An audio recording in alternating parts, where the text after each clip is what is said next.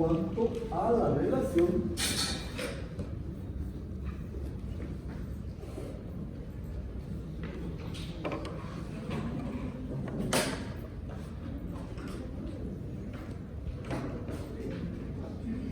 peso plus. ¿Qué quiere decir esto? Que por su poco peso, básicamente el sistema es un cabo, ¿verdad? Y en relación a la relación, valga la redundancia, peso-luz es lo más barato que podemos tener. Cabo siempre se entiende que es un elemento estructural multifilar de acero, ¿verdad? No es como la varilla que tiene una sola sección constante, sino que tiene la sección constante, pero con muchos hilos. Pueden ser 5, 7, más también. Entonces ahí tenemos, por esa razón, porque es muy liviano en relación a todos los demás sistemas, el que pasa a ser el más económico de todos, ¿verdad? La segunda, que no interesa el orden, solamente estoy enumerando así para que recuerden, ¿verdad? No es que el primero sea más importante que el segundo ni que el tercero, sino que tenemos que decir nomás que es exclusivamente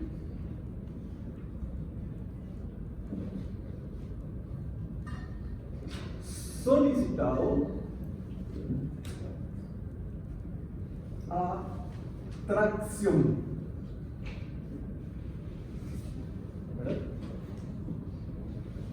No tiene posibilidad alguna de transmitir flexión.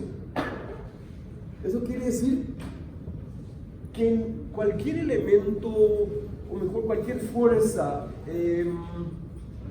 que no sea paralela a su eje, no puede absorber.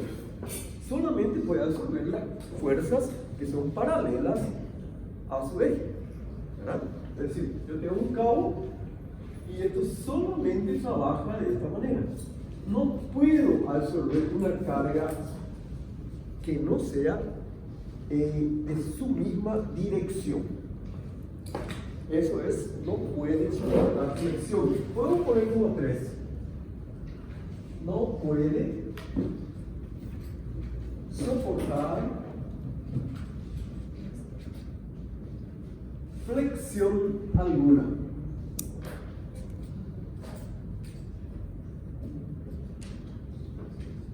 Estas no son expresiones fijas, ¿eh? Estas son expresiones así que pueden variar de acuerdo a la expresión que le podamos dar cada uno, que le pueda dar cada uno. No pueden soportar flexión alguna. El cuarto sería, no es un sistema autoportante. No es autoportante. ¿Qué quiere decir? Que no puede, si no tiene elementos externos, no pueden sustentarse por sí solos. ¿Verdad? Vamos a suponer una viga. Una viga puede llegar a ser autoportante. Naturalmente que vamos a tener algún apoyo, ¿verdad? Pero la viga ya adquiere o ya tiene esa forma, ¿verdad? En el caso de que sea vía apoyada, en este caso, bueno, la viga ya tiene esa forma. El cable va a depender de la carga. La forma del cable depende absolutamente de la carga. Por eso lo llamamos de vector activo, ¿verdad? Es decir, yo tengo una viga, tengo una carga puntual, la viga sigue siendo esa. tengo una viga, tengo una carga distribuida, la viga sigue siendo esa. Tiene una pequeña deformación, que es precisamente la flexión. La viga flexa. Los pilares también se pueden deformar y pueden llegar a tener algo semejante a la flexión, pero que llamamos pandeo. El pandeo es peligroso en el pilar porque puede llegar a colapsar mucho antes de su capacidad portante calculada. Es decir, un pilar puede resistir, por ejemplo, 15 toneladas. Sin embargo, por su forma, puede llegar a deformarse tanto que pandea. Y entonces colapsa antes de llegar a su resistencia calculada, que era de 15 toneladas, por ejemplo. ¿Y de qué depende eso? De la longitud y del menor lado de su sección. De eso depende el pandeo. Yo tengo un pilar y vamos a suponer que esto tenga esta forma, un pilar, por ejemplo, de sección rectangular. Entonces tenemos un lado menor y otro lado mayor. Y el pandeo se da por la relación entre la altura y la longitud. Por eso mismo se llama longitud de pandeo. Y el menor lado de la sección. Si ese cociente L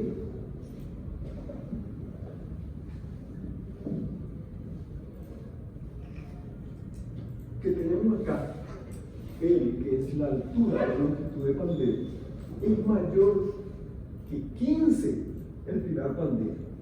Es decir, L sobre A mayor o igual, es de mayor o igual a 15, esta es la relación, el pilar pandea. ¿No? Vamos a darle números para que se entienda. Longitud de pandeo, es decir, altura del pilar entre el apoyo y el lugar donde recibe la carga, por ejemplo, 3 metros. Para L igual a 300 centímetros. Y para una sección de, por ejemplo, 20, vamos a ver qué pasa. Para A igual a 20.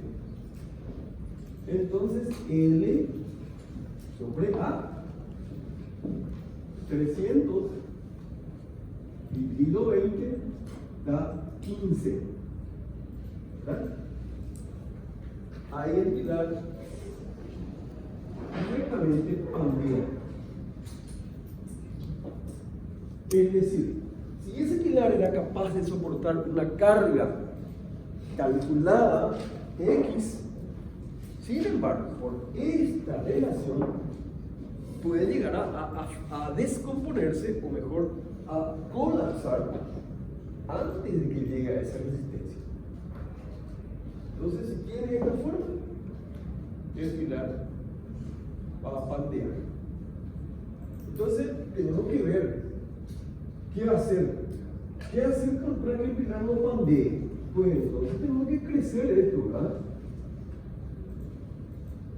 ¿Qué va a pasar? Que si aumenta el denominador, el cociente va a disminuir. Entonces, por ejemplo, para pasar de 20 a 22, acá, de 20 a 22, por ejemplo, ahí ya probablemente no pandee. Entonces tenemos 300 dividido 22, y esto da, ¿cuánto da, por favor? 13, 14. ¿Cuánto? 13,6. Perfecto. Entonces el pilar no pandea.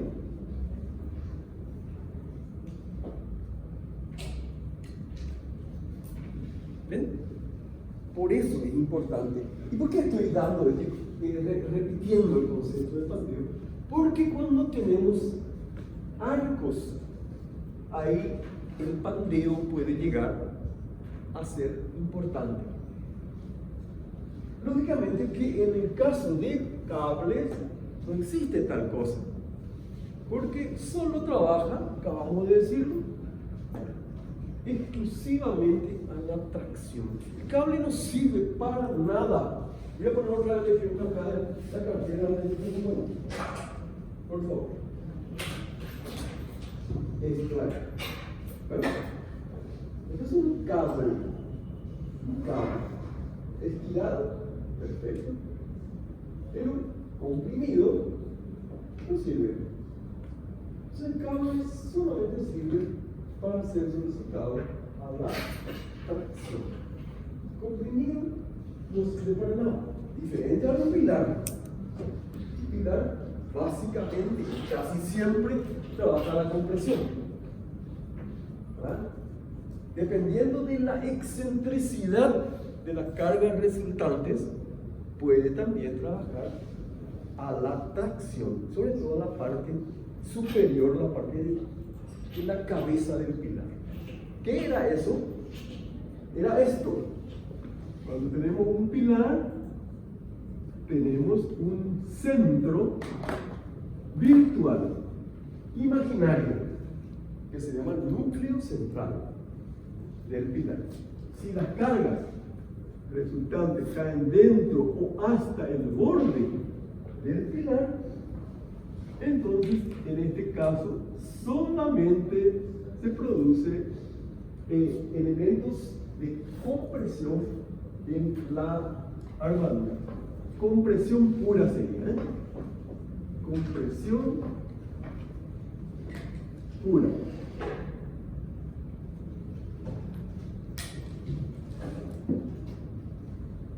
Cae la resultante es la que puede reemplazar varias cargas que hubieran.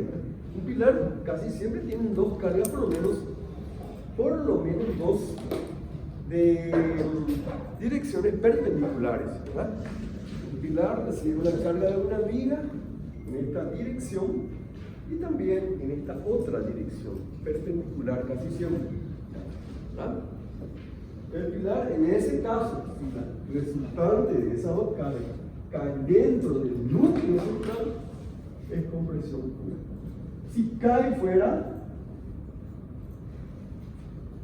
que en este caso, entonces se produce también tracción. O sea, compresión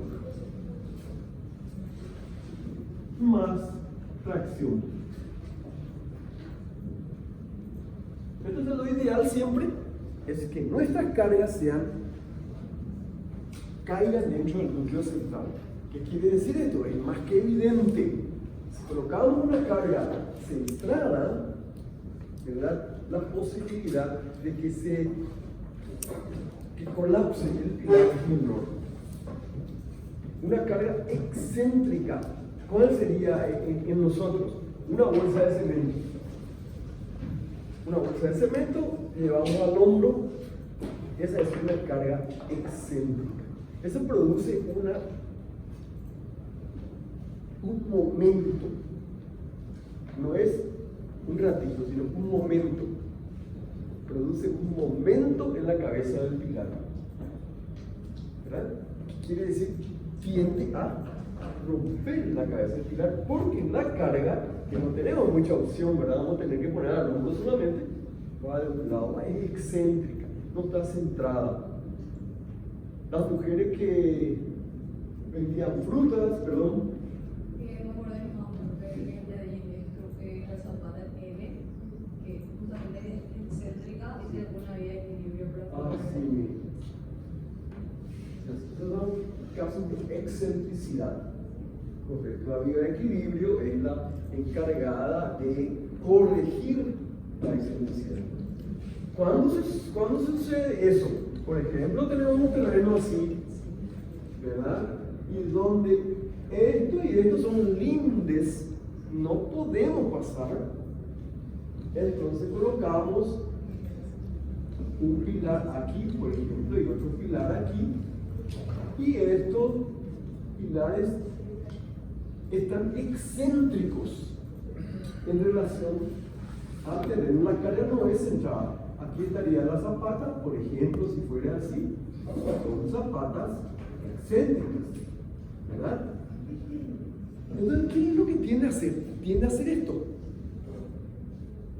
Y por eso colocamos aquí lo que llamamos viga de equilibrio, atravesando todo esto.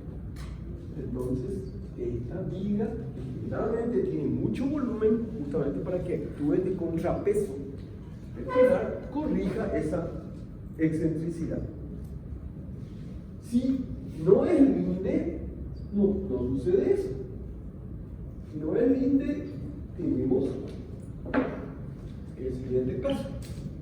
Tenemos el pilar, por ejemplo, y la zapata que vamos a colocar ahí, pues es zapata centrada al pilar. No es excéntrica si tenemos posibilidad de hacerlo. Pero cuando tenemos el límite aquí y el límite aquí, no tenemos opción de colocar zapatas excéntricas y esa excentricidad produce la posibilidad de tumbamiento interno de los pilares. Entonces se corrige con la viga de equilibrio. Y generalmente, repito, tiene mucho volumen. Es un buen ejemplo de caso de excentricidad.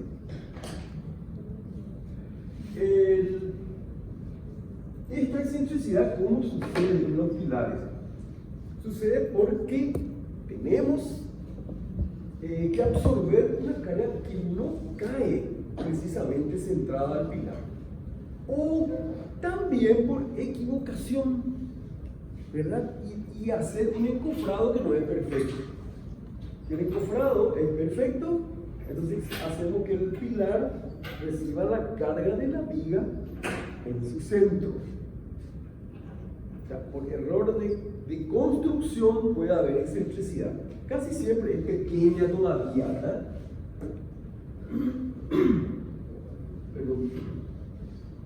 Pero cuando la excentricidad es grande, tenemos que solamente hacer otras cosas. Tenemos que reforzar la armadura en la cabeza del pilar para soportar ese momento que se va a suceder en esa parte del pilar.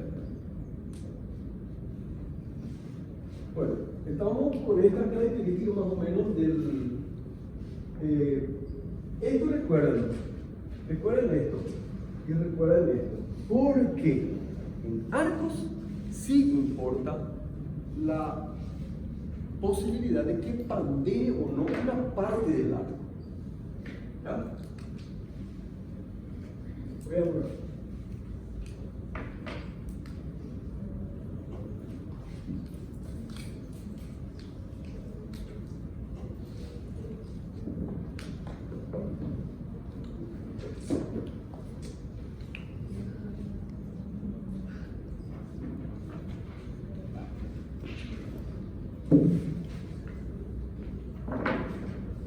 ¿Qué otra característica tendríamos?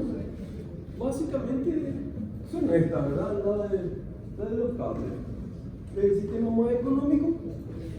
¿Por qué estoy colgando esto? Porque en esta parte de nuestra materia es prácticamente todo teórico. Ustedes no van, yo no le voy a pedir cálculo, que es relativamente complejo, caso de cables. Sí le voy a pedir que entiendan cómo se va a deformar el cable. ¿Cómo se va a deformar el cable? Y esto es importante porque les voy a preguntar. Entonces, si tenemos un cable así y tenemos una carga, en este caso vamos a colgar para que se entienda porque el cable realmente no podemos colocar una carga, sí podemos, pero realmente lo que está haciendo es traccionar, por eso cambié la posición. Entonces, ¿qué va a pasar con este cable? Pues va a suceder esto, se va a deformar de esta manera, y eso nosotros tenemos que saber o mejor, tenemos que ser capaces de calcular qué ángulo, por ejemplo, va a formar. O sea, que tienen que pensar un poquitito. Esa es una de las preguntas de pienso que suele hacer en esta área, en esta segunda parte, que se trata de cables y arcos. ¿Cómo se va a deformar? Así. Lleva dos cargas, ¿cómo se va a deformar? Pues, si esta es, y tenemos dos cargas, por ejemplo, vamos a tener esto. Esta es con una carga y esta con dos cargas. Si son simétricas, bueno, son simétricas, están distribuidas en la misma posición relacionada a algún eje imaginario. Si hay simetría, entonces la deformación va a ser esta y los ángulos van a ser iguales. Si las cargas son diferentes, no. Vamos a poner que esto es P y esto es P. Cargas iguales a distancias iguales. Ahora, si tenemos el caso, este otro, vamos a tener este caso, por ejemplo, en donde esta carga P1 es mayor a P2, la deformación va a ser esta. Tiene que tratar de imaginarse, de intuir cómo se va a deformar el cable. Esto es P1, esto es P2, donde P1 es mayor a P2 y entonces este ángulo va a ser diferente a este ángulo. Depende de la carga y también de la distancia al punto de aplicación. Esto, por ejemplo, tiene una distancia y esta otra distancia. De eso depende, todo va variando. Muchas gracias, sí. Por favor. Gracias, Vicente. Entonces, esto es cuestión de pensar un poquitito cómo se va a deformar un arco o cómo se va a deformar un cable.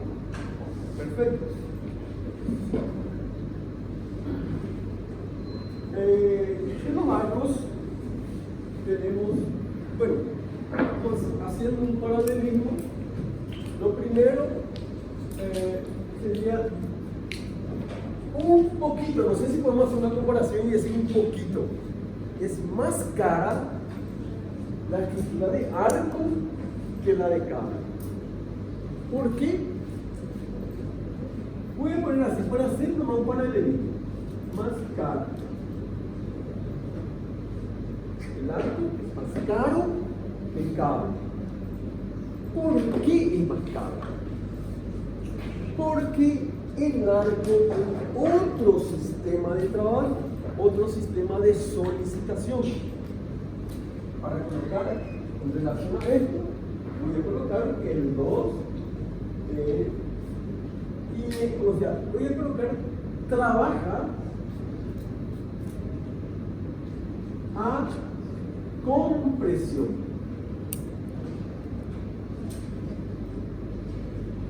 Si la compresión es pura, eso es lo ideal. Compresión, voy a poner un paréntesis para que ustedes entiendan. ¿Qué quiere decir compresión pura? ¿Qué quiere decir? Compresión pura o compresión simple quiere decir que solamente existe esa fuerza, o mejor, esa solicitación, esa solicitación. Porque el arco puede, y acabamos al tercer punto, puede soportar fricción del arco. 3, entonces puede, estamos haciendo un paralelismo, repito, soportar flexión. Que no existe, voy a poner incluso acá, que no existe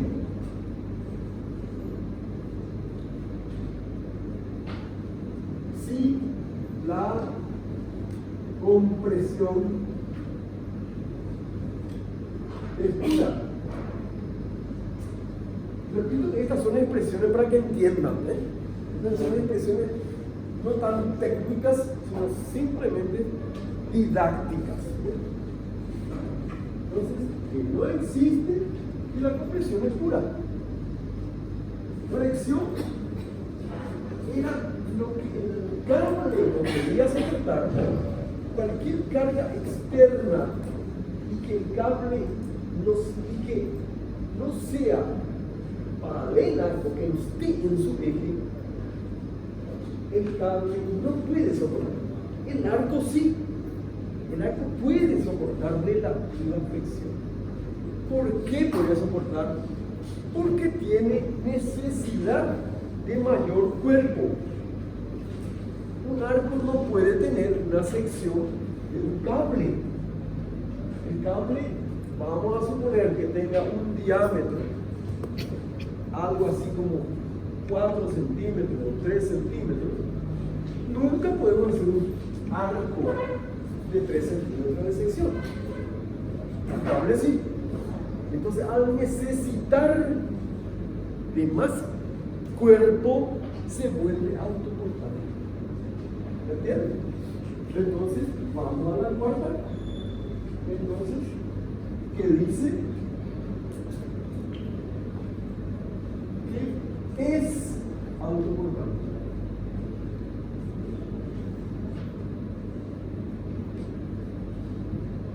Es autoportable. Quiero que me pregunten, por favor, y que me interrumpan si es que algo me interrumpe uno y otro. O cualquier cosa que tenga que ver o no con esta materia que estamos dando. ¿Entienden este paralelismo? ¿Qué hizo para estudiar esto Gaudí? Gaudí no tenía computadora, ¿verdad? No tenía la posibilidad de hacer la función espejo de AutoCAD. Porque eso es realmente lo que sucede con un arco y con un cable.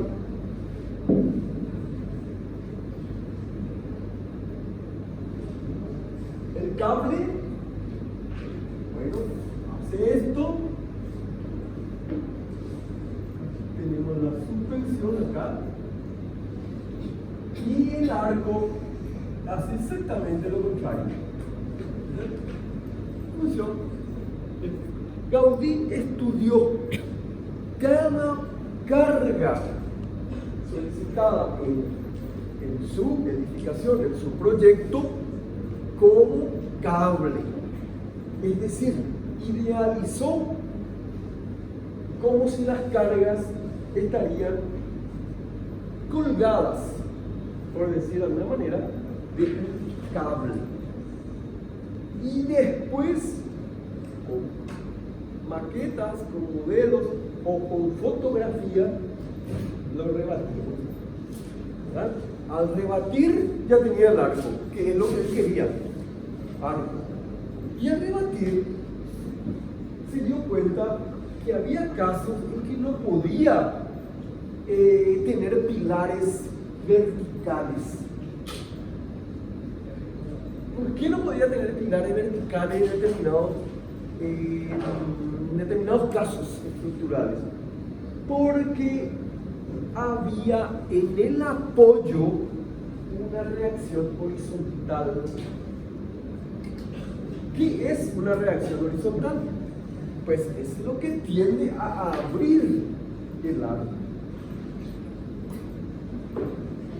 Cuando dije es autoportante, ustedes se pueden imaginar un arco que tiene esa forma, por ejemplo, de esta forma, y simplemente puedo tomarla y colocarla en otro lado, porque es autoportante.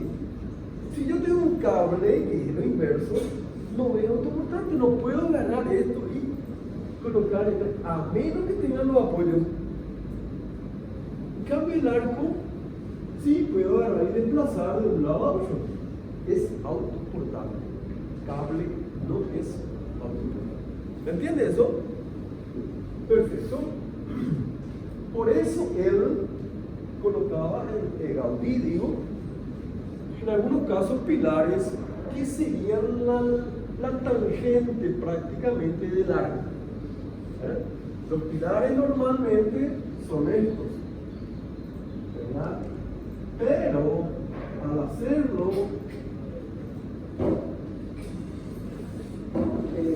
al estudiarlo como cable, se daba cuenta que había cargas que tenían esta dirección. Y al tener esa dirección y ese sentido, luego de rebatido, luego de girado los 180 grados, pues ya tenía este sentido. Esta dirección y este sentido. La dirección es la tangente, ¿verdad? Y en determinados casos no podía soportar el pilar. ¿Por qué no podía soportar el pilar? Porque utilizaba pilares que no tenían armaduras. Pilares que eran exclusivamente capaces de resistir compresión. Nosotros con una estructura de hormigón armado podemos resistir ciertas cargas horizontales. No es lo ideal, no es lo económico, pero él se vio obligado a colocar pilares con esta inclinación, ¿verdad? La dirección de la tangente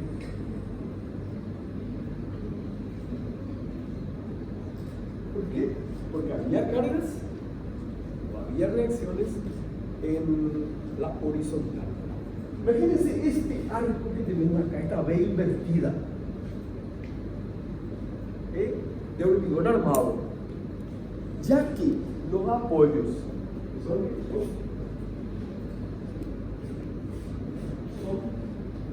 de hormigón armado, estos son capaces de resistir carga horizontal. Si lo calculamos así, ¿verdad? Quiero una sucesión de pedazos de piedras colocados uno encima de otro con carga horizontal de tumba que hacen que soporte esto, las armaduras.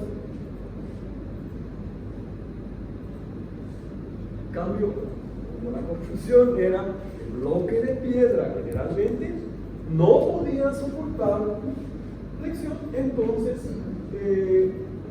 se podía tumbar lateralmente y él utilizó pilares que sí recibían axialmente la carga, axialmente, es decir, paralelo al eje.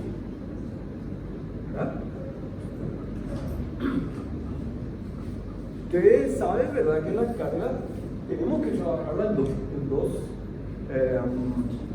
componentes. La componente vertical, que no podemos variar, tiene que meterse bien en la cabeza. La componente vertical de las cargas no podemos variar. Esto que está aquí tiene un peso y con este peso no podemos, vamos a utilizar un término, jugar. El peso va a existir siempre, hagamos lo que hagamos. La componente vertical va a existir siempre. Lo que sí podemos jugar es con la componente horizontal. ¿Cómo?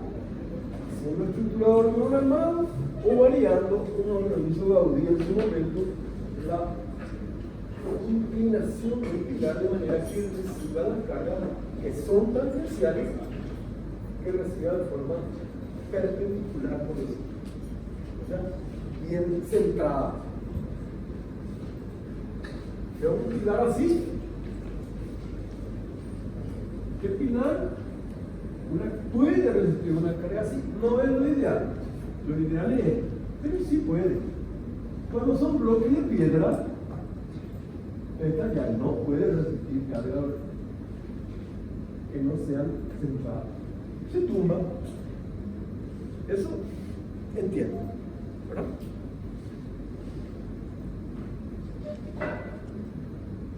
Cuando decimos que las cargas viajan prácticamente en la forma de la estructura, estamos pensando de la siguiente manera: los cables, que son cabos, pueden resistir solamente flexión y las cargas son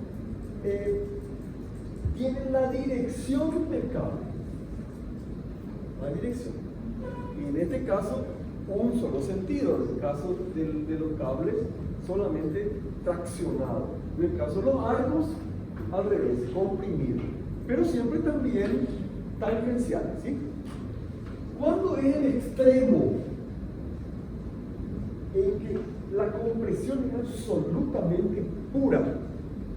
Compresión pura. ¿Cuándo? Cuando la luz es igual a la flecha. ¿Verdad? Que vemos este caso que está acá. Este arco que tiene más o menos el tamaño. Perfecto. Esto que está acá es su flecha. Y esto es el F. Y esto es L. ¿Verdad? Y si F es igual a L, hay compresión pura.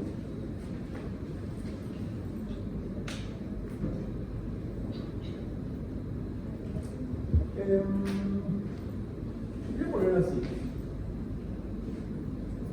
Voy a poner entre paréntesis solo cargas verticales.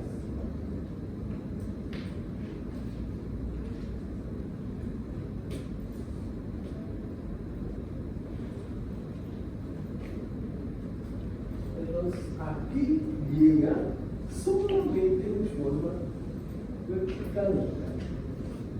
No hay carga o componente horizontal.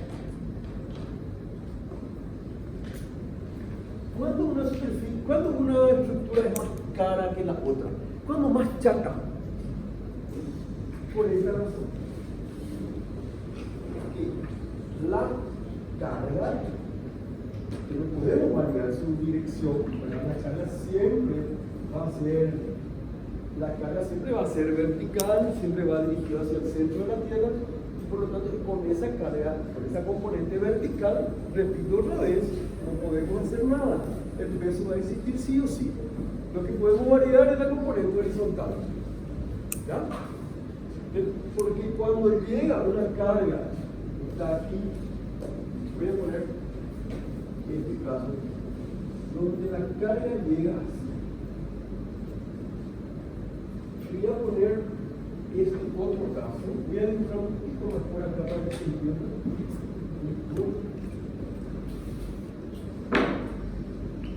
La idea es que solamente tenga cargas así, ¿verdad? Verticales. En cambio, en este caso, tenemos cargas que no son exclusivamente verticales. Esta carga que viene aquí llega así, ¿verdad? En esta dirección.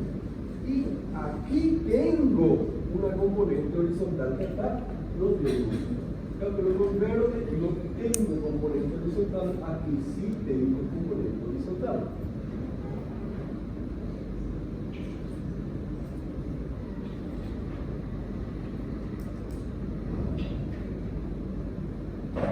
¿Ven la diferencia entre ambos? Entre esto y esto. ¿Verdad? La parte verde, componente horizontal, desaparece. Y entonces sucede lo que se llama compresión pura y las cargas solamente son verticales. No existen componentes horizontales si tienen esta forma de lanza. ¿Y cuándo aumenta la componente horizontal? Cuando disminuye la flecha. Quiere decir, es inversamente proporcional a la flecha. ¿Ah? Cuando menos flecha, cuando más chato en nuestro arco, la componente horizontal es mayor. Y por lo tanto tenemos que hacer anclajes mayores. Si tenemos de esta forma un arco alto, pues solamente reciben cargas verticales. Y por esa razón es que nosotros podemos hacer un arco con exclusivamente bloques de piedra, por ejemplo, bloque de hormigón o bloque de lo que sea, pero sin armaduras. Pues ya sabemos que el hormigón resiste muy bien a la compresión. ¿Tiene frío?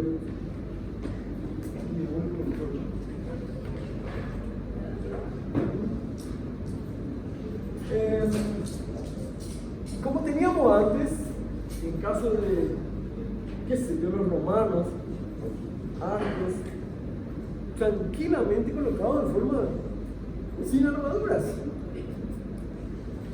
Sin armaduras, ¿por qué?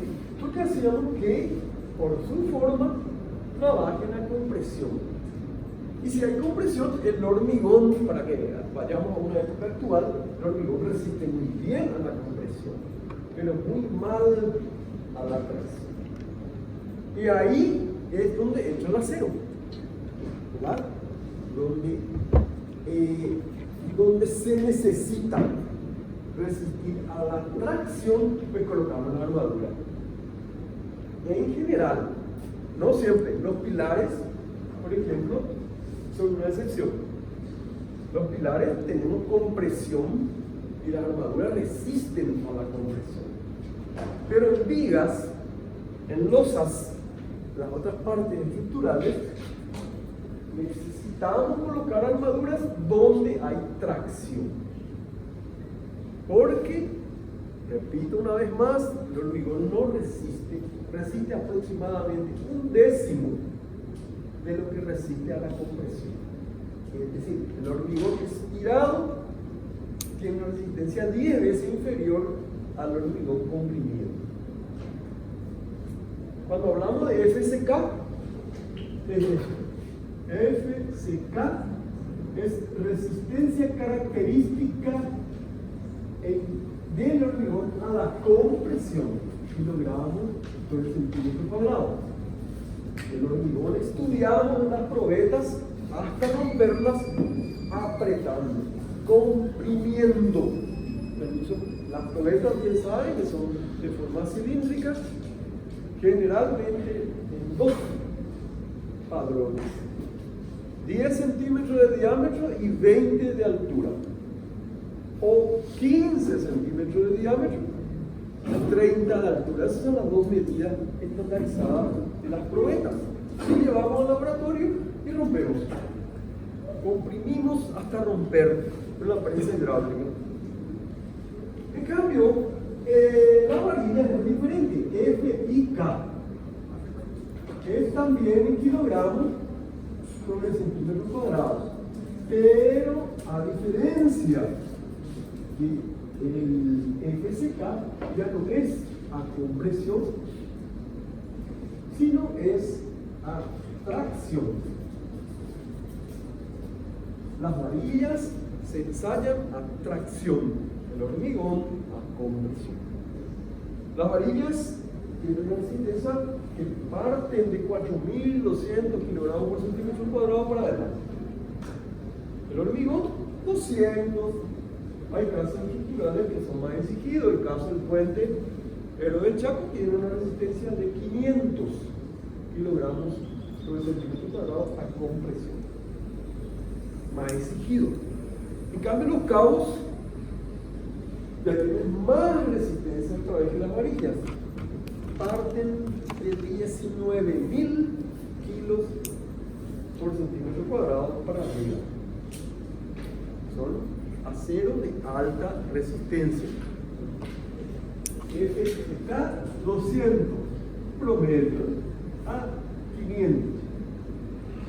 El FIK de 4.200 a 19.000 kilogramos por centímetro cuadrado. Varillas 4 a 5.000, pero lo que usamos nosotros cables 19.000 kilos de resistencia por cada centímetro cuadrado. ¿Ya? Entonces acá tenemos estos casos,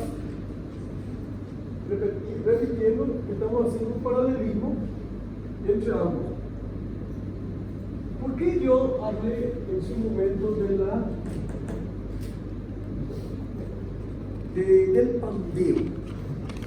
En su momento hablé del pandeo porque si bien los cables no tienen ese problema, primero trabajan la tracción pura, no hay compresión.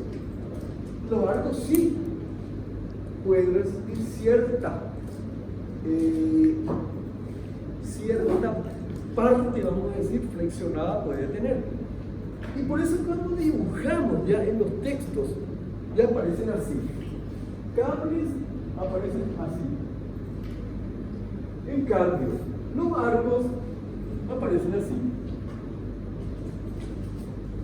Para que tengan una idea de que los arcos necesitan más cuerpo que los cables. Los arcos necesitan más cuerpo porque son autoportantes, tienen que sostenerse solas o solos. Tienen que tener la posibilidad de sostenerse solos sin deformarse. Eso es autoportante. Y lo del pandeo les mencioné porque rigurosamente, si hacemos un análisis de un arco, tenemos que revisar si el arco no va a pandear. Cada sección, cada pedacito del arco podría llegar a pandear, podría llegar a hacer esto. ¿Verdad? Esto es el pandeo. Que no tiene ninguna posibilidad en el caso del cable. En los arcos puede existir pandeo y ahí se va al tacho todo. ¿Ya? Entonces por eso hacemos más gordo, entre comillas, ¿verdad? El arco, porque tiene que resistir al pandeo. Tiene que ser autoportante. Puede ser igual sección, un arco, que un cable. ¿Entienden? Bueno, ¿cómo estamos ahora? ¿Qué duda, qué parte de esto que vemos de repente no les queda claro? Sí.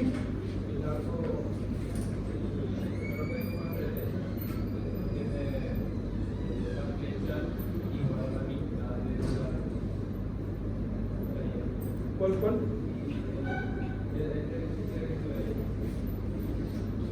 Este caso. Si nosotros queremos que la compresión o que las cargas lleguen de forma vertical, cuando se da solamente el caso de que la longitud, la luz, sea igual a su flecha. Pero los arcos normales no son así. Los arcos normales son, incluso cuando me decimos la mitad, está hablando de un arco de medio punto. Y entonces ahí sí, el diámetro es el doble del radio y tenemos un arco de medio punto, que sería esto. Esto es el radio y esto es el diámetro. Y si R es igual a un medio de B. El arco R un medio de B, ¿verdad? Porque esto es la mitad de esto por de una circunferencia. Este es el arco de medio punto, y más o menos, ¿verdad? En ese caso sí, la flecha es la mitad de la longitud, de la luz. Los arcos normalmente están en torno a un tercio, o sea que es difícil de conseguir compresión pura. Por eso es que le damos cuerpo, le damos cuerpo capaz de soportar cierta fricción. Tranquilamente puede tener un tercio de relación luz.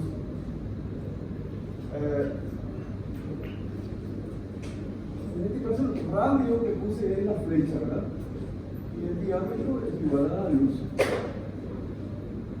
Puede darse un tercio de relación. Aproximadamente luego se da un tercio.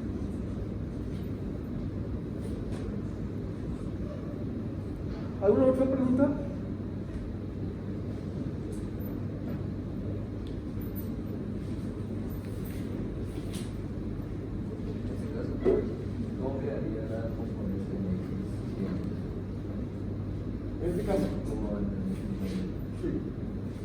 Acá tenemos 5 componentes horizontales. Sí. ¿Verdad? Pero acá, ¿cómo llega ahí?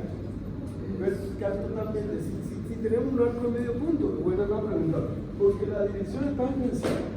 Y en este caso ya tenemos la dirección de la tangente, que es acá, aquí en este caso es absolutamente. Y en ese caso el arco de medio punto también está recibiendo. Cuando yo dije solo cargas verticales, pensé en este caso inicial, que no es un caso de arco de medio punto. En este caso no hay componente horizontal. Vamos a dar el color con el otro. Entonces acá en este caso la carga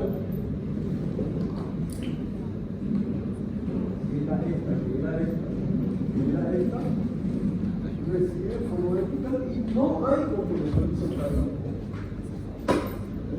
O sea, en este caso la Rx horizontal, por cada Rx ya se tiene igual a 0. Entonces es un arco también de compresión pura.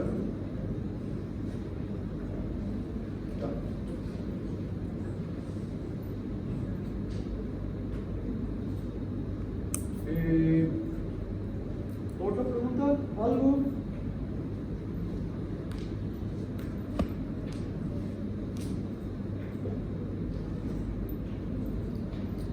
Aunque no tenga que ver con esto, hagan una pregunta para que se justifique mi sueldo.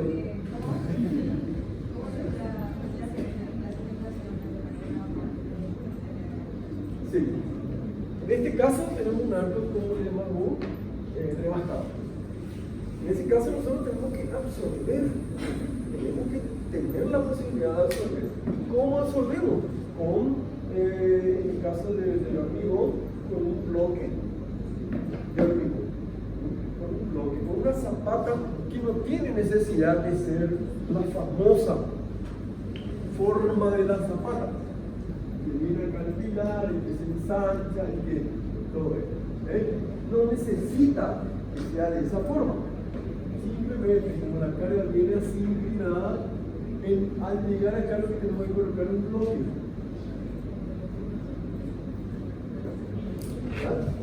Ese bloque tiene que absorber la carga como hormigón masa, se llama, hormigón masa.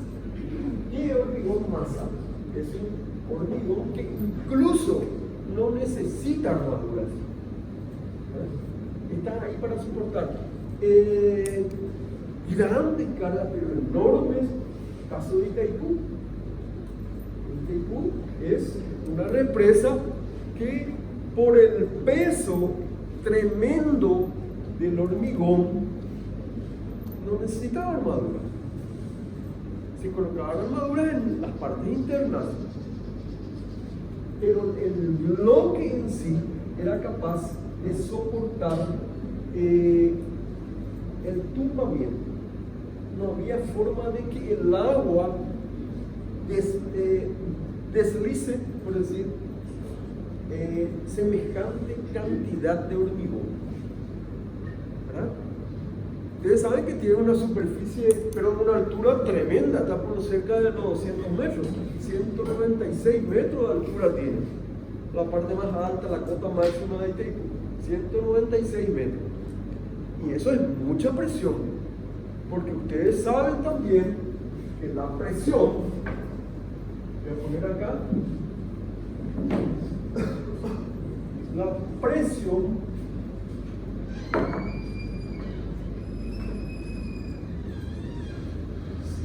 la presión se transmite en forma triangular, es decir, varía en forma triangular, ¿verdad? A mayor altura, a mayor altura del agua, mayor presión.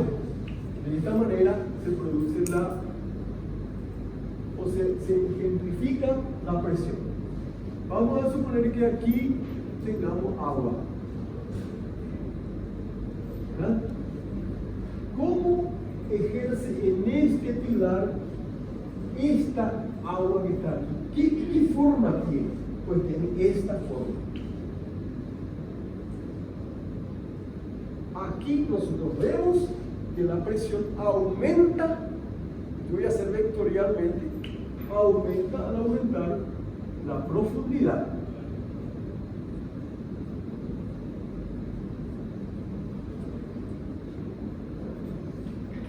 ¿Verdad? El agua va a presionar en el bloque, en el pilar o en la pared de esta forma. Por eso nosotros podemos poner una parecita donde tenemos diferencia de altura. No podemos hacer una parecita fina, se va a volcar. No podemos hacer una pantalla fina o de poco espesor porque se va a volcar. Por ejemplo, tenemos tierra que tiene este nivel, acá nivel de tierra, acá otro nivel. ¿Y qué va a pasar con la tierra que está acá a esta altura? Pues va a ejercer una presión en esta de la siguiente manera. Así. Va a ejercer una presión así. Va a tender a tumbar y a medida que aumenta la altura, aumenta la presión. Por eso sí, en forma vectorial, vemos que se distribuye de forma triangular la presión. Itaipú 196 metros de altura. No es una cosa plana la que colocaron, pues colocaron esto que está. Esto viene a ser esto.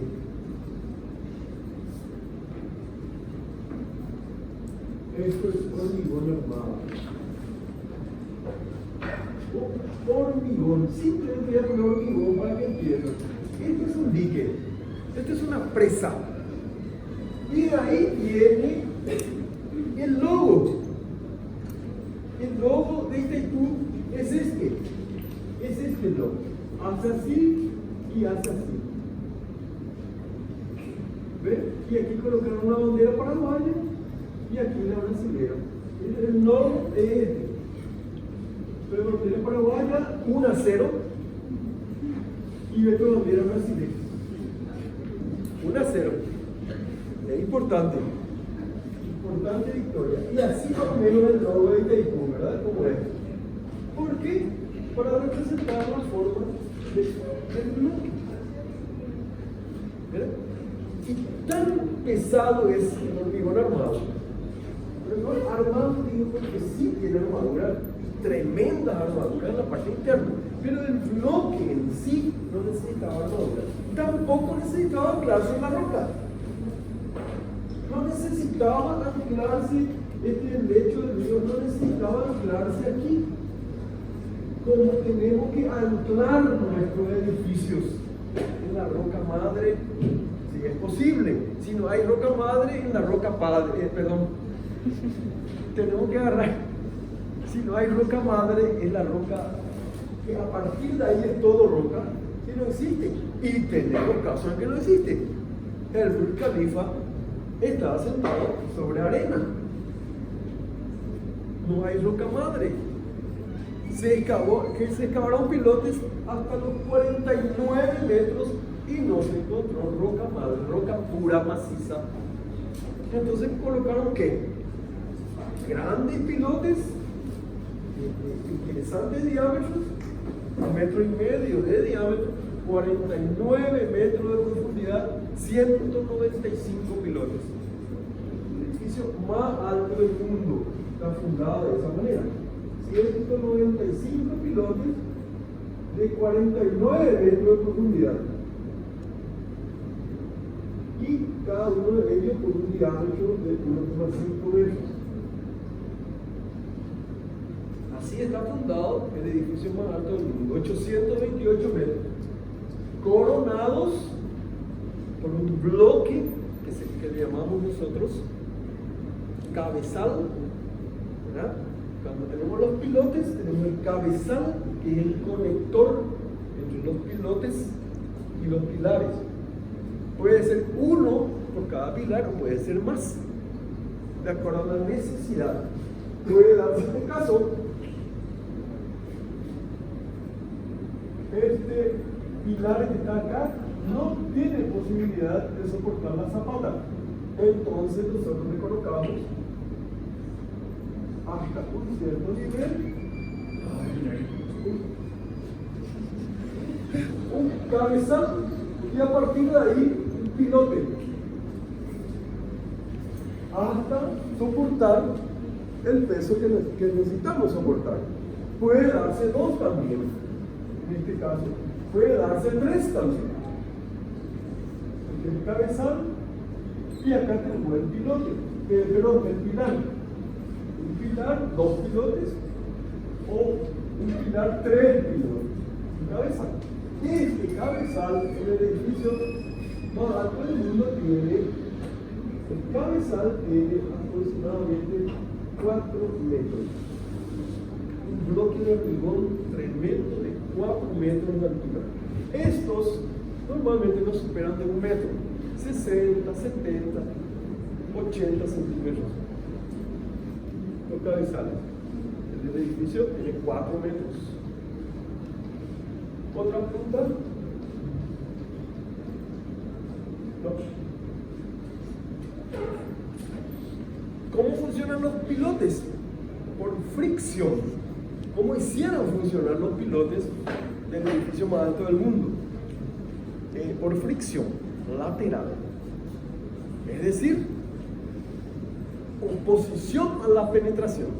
Fricción o rozamiento. Este pilote que está acá puede resistir la carga de punta, que se llama justamente resistencia de punta, o también la resistencia lateral, o resistencia lateral, fricción, o se llama también rozamiento. ¿Verdad? La suma de los dos hace que el piloto resista. En este caso tenía 49 metros de altura, 150 de diámetro y 195 pilotos en total. ¿Ya?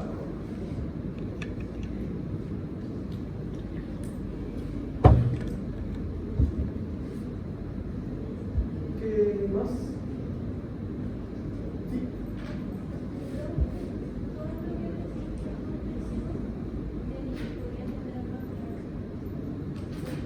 Todo lo que recibe compresión tiende a pandear. Así es. Ese pandeo nosotros necesitamos, no pudiendo disminuir su longitud, algunas veces aumentamos su sección de menor diámetro, perdón, de menor longitud. La sección menor aumentamos, lo volvemos de un pilar de esta sección. Aumentamos esto y tendemos a hacerlo cuadrado, porque esta sección pequeña es el problema, como usted creo que la otra vez ya con una reglita. O sea, todas las estructuras que están siendo comprimidas pueden, o sea, tienen la posibilidad de pandear. ¿Qué hacemos con un tinglado? Disminuimos la longitud de pandeo. ¿Cómo? Con riostras o cabo, de repente, en caso, ¿verdad?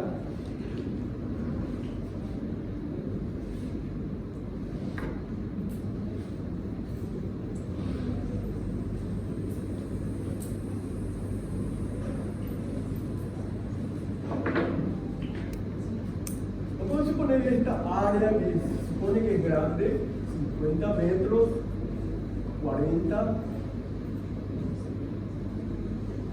y tenemos que cubrir todo con un solo con una estructura de techo que no tiene, o mejor, no puede tener pilares internos.